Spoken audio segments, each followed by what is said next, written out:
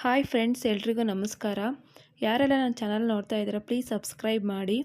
ನಾನಿವತ್ತು ಹಸಿ ಕಾಳಿನ ಸಾಂಬಾರು, ಹಸಿ ಅಲಸಂದೆ ಕಾಳು ಸಾಂಬಾರು ಮಾಡ್ತಾಯಿದ್ದೀನಿ.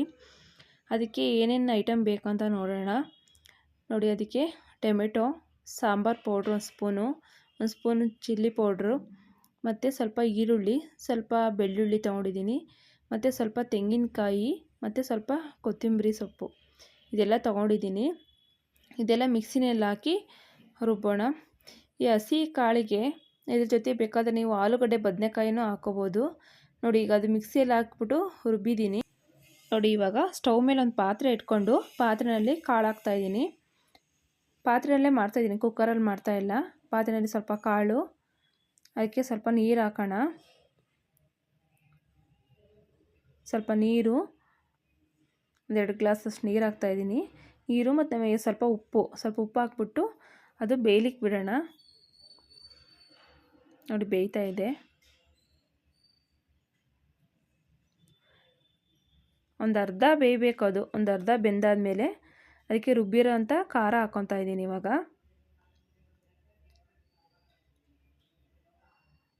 ರುಬ್ಬಿರೋ ಖಾರ ಹಾಕ್ಬಿಟ್ಟು ಎಲ್ಲ ನೀಟಾಗಿ ಮಿಕ್ಸ್ ಮಾಡ್ಕೊತಾ ಇದ್ದೀನಿ. ಮಿಕ್ಸ್ ಮಾಡಾದಮೇಲೆ ಅದಕ್ಕೆ ನಮಗೆ ನೀರು ಎಷ್ಟು ಬೇಕೋ ಅಷ್ಟು ಹಾಕ್ಕೋಬೇಕಾಗುತ್ತೆ.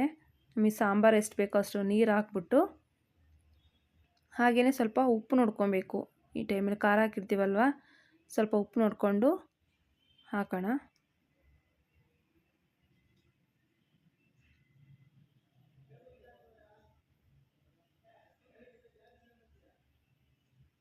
ನೋಡಿ, ಇವಾಗ ಕುದೀತಾ ಇದೆ. ಇವಾಗ ಕುದ್ದಿದೆ. ಈಗ ಆಲ್ಮೋಸ್ಟ್ ಕಾಳೆಲ್ಲ ಬೆಂದಿದೆ. ಇವಾಗ ಕಾಳು ಬೆಂದಿದೆ ಅಂತ ನೋಡ್ತಾ ಇದ್ದೀನಿ. ನೋಡಿ, ಕಾಳು ಬೆಂದಿದೆ. ಇವಾಗ ನೆಕ್ಸ್ಟು ಒಗ್ಗರಣೆ ಮಾಡ್ಕೊಳ್ಳೋಣ. ನೋಡಿ, ಒಂದು ಪಾತ್ರೆಯಲ್ಲಿ ಆಯಿಲ್ ಹಾಕಿದ್ದೀನಿ. ಆಯಿಲ್ ಸ್ವಲ್ಪ ಬಿಸಿ ಆಗಬೇಕು.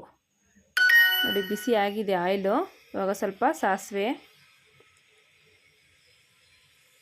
ಎಲ್ಲ ಸ್ವಲ್ಪ ಚಟಪಟ ಅನ್ನಲಿ. ಅದಕ್ಕೆ ಇವಾಗ ಸ್ವಲ್ಪ ಕರಿಬೇವು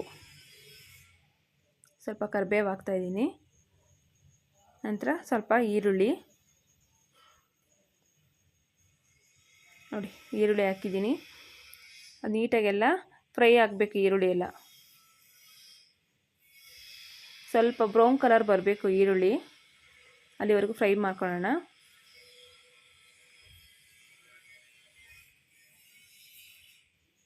ಫ್ರೈ ಮಾಡಿಕೊಂಡು ನೋಡಿ, ಇವು ಬ್ರೌನ್ ಕಲರ್ ಆಗಿದೆ. ಇವಾಗ ಸಾಂಬಾರು ಒಗ್ಗರಣೆಗೆ ಹಾಕೋಣ. ಸ್ವಲ್ಪನೇ ಹಾಕಿ ಪ್ಲೇಟ್ ಮುಚ್ತಾ ಇದ್ದೀನಿ.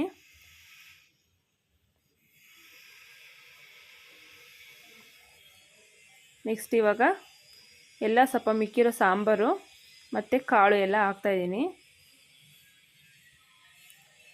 ನೋಡಿ, ಸಾಂಬಾರು ಮತ್ತು ಕಾಳು ಎರಡೂ ಹಾಕ್ತಾಯಿದ್ದೀನಿ.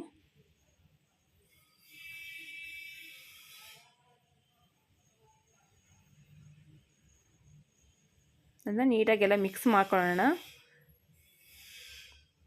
ಮಿಕ್ಸ್ ಮಾಡಿಬಿಟ್ಟು ಇವಾಗ ಒಂದ್ಸಲ ಉಪ್ಪೆಲ್ಲ ನೋಡ್ಕೊಂಬಿಟ್ಟು ಒಂದು 5 ನಿಮಿಷ ಅದು ಕುದಿಬೇಕು. ಸಾಂಬಾರಿಗೆ ಒಗ್ಗರಣೆ ಹಾಕಿದ್ದೀವಲ್ಲ, ಸಾಂಬಾರಿಗೆ ಒಂದು 5 ನಿಮಿಷ ಕುದಿಬೇಕು. ಒಂದು 5 ನಿಮಿಷ ಕುದ್ರೆ ಸಾಂಬಾರಾಯಿತು.